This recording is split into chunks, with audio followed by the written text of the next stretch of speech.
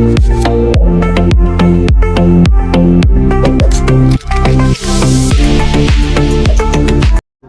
મિત્રો, આજના વિડીયોમાં આપણે વાત કરીશું ગુજરાતી પદ્ધતિશાસ્ત્ર એક બે વાક્યમાં જવાબ આપો. ટાટ એસ અને એચએસ મીન્સ 2026 પરીક્ષાની તૈયારી માટે વિશેષ સામગ્રી. તો ચાલો વિડીયોની શરૂઆત કરીએ. ગુજરાતી પદ્ધતિશાસ્ત્ર.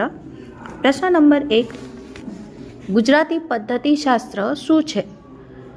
ગુજરાતી ભાષાના શિક્ષણ માટે અપનાવવામાં આવતી પદ્ધતિઓ અને રીતોને ગુજરાતી પદ્ધતિશાસ્ત્ર કહે છે. 2, પદ્ય શિક્ષણની પદ્ધતિ શું છે? પદ્યનો અર્થ, ભાવ અને અલંકાર સમજાવી વિદ્યાર્થીઓમાં રસ જાગૃત કરવાની રીત પદ્ય શિક્ષણ પદ્ધતિ છે. 3, ગદ્ય શિક્ષણની પદ્ધતિ શું છે? ગદ્યના આશય, શબ્દાર્થ અને પ્રશ્નોત્તરી દ્વારા સમજાવવાની રીત ગદ્ય શિક્ષણ પદ્ધતિ કહેવાય છે.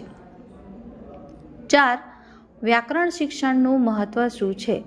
વ્યાકરણ ભાષાની શુદ્ધતા અને યોગ્ય વાક્યરચના માટે આવશ્યક છે. 5, પ્રશ્નોત્તરી પદ્ધતિ શું છે?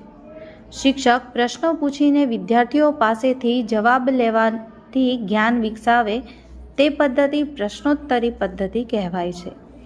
6, ચર્ચા પદ્ધતિ શું છે? વિષય પર વિદ્યાર્થી અને શિક્ષક વચ્ચે વિચારોનું આદાન પ્રદાન થતું હોય તેને ચર્ચા પદ્ધતિ કહે છે. 7, પ્રદર્શન પદ્ધતિ શું છે? શિક્ષક કોઈ કાર્ય કે પ્રવૃત્તિનું પ્રદર્શન કરીને સમજાવે તેને પ્રદર્શન પદ્ધતિ કહે છે. 8, અનુભવ આધારિત શિક્ષણ શું છે? વિદ્યાર્થી પોતાના અનુભવ દ્વારા શીખે તે અનુભવ આધારિત શિક્ષણ છે. 9, ક્રિયાત્મક પદ્ધતિ શું છે? વિદ્યાર્થીઓને કાર્ય કરાવીને શીખવવાની રીત ક્રિયાત્મક પદ્ધતિ કહેવાય છે.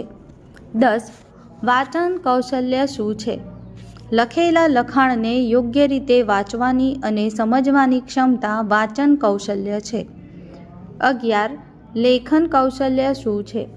વિચારોને યોગ્ય શબ્દોમાં લખવાની ક્ષમતા લેખન કૌશલ્ય છે. શ્રવણ કૌશલ્ય શું છે? ધ્યાનપૂર્વક સાંભળી સમજવાની ક્ષમતા શ્રવણ કૌશલ્ય કહેવાય છે. 13, વક્તૃત્વ કૌશલ્ય શું છે?